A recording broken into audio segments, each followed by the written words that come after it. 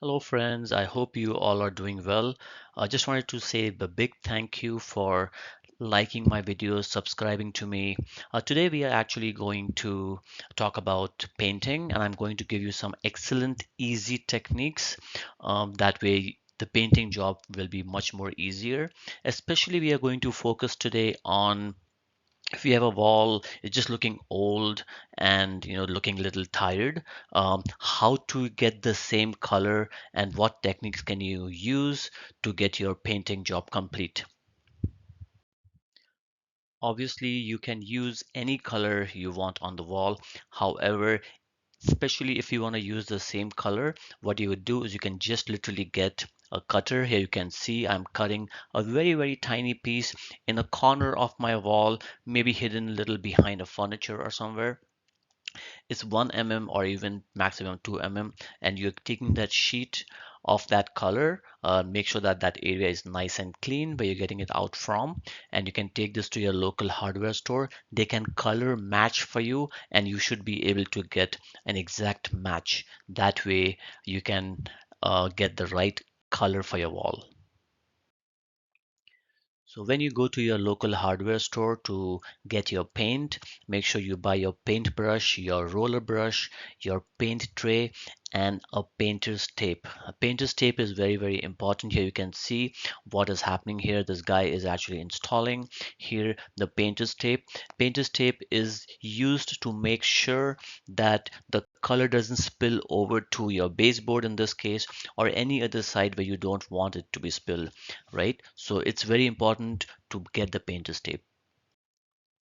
Here you can see that I have installed the painter's tape on the switches so the paint doesn't spill over on the switch, and also I've installed it right around the kitchen countertop. It's very important because once your paint is dry and you're peeling the painter's tape off, it will make your job look very good and professional.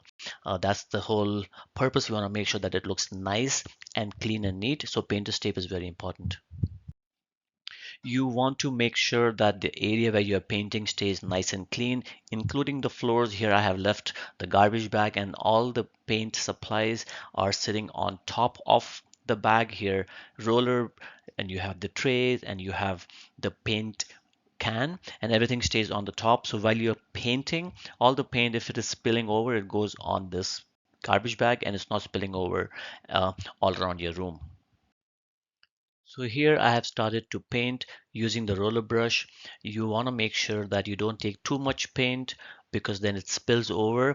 And I'm using the W painting technique in where you make a big W on the wall between 3 and 4 feet, and then slowly with vertical strokes, you want to make sure that you cover all that area. When you go close to here you can see near the painter's tape, do not use a roller brush. It's better to use the normal regular paintbrush because roller brush might touch, in this case, the ceiling, and you don't want the paint to go on the ceiling. Leave this for around 2 days once the painting is done, and then slowly peel off your painter's tape, and that's about it. Here it is, guys. The whole job is complete. Here you can see I've taken off the painter's tape. The job looks nice, crisp, and the lines are very clean and straight. It's looking awesome. This was around 2 bedroom, a small little apartment, and I got the quotation was around three. $2,000, and I got this done in less than $300. You can see I saved a lot of money. I did that in 2 days, 3 days max. I did it, I saved money, and I'm sure that if you follow the steps, I'm sure you should be able to do that too. If I did it, I'm sure you can do it as well.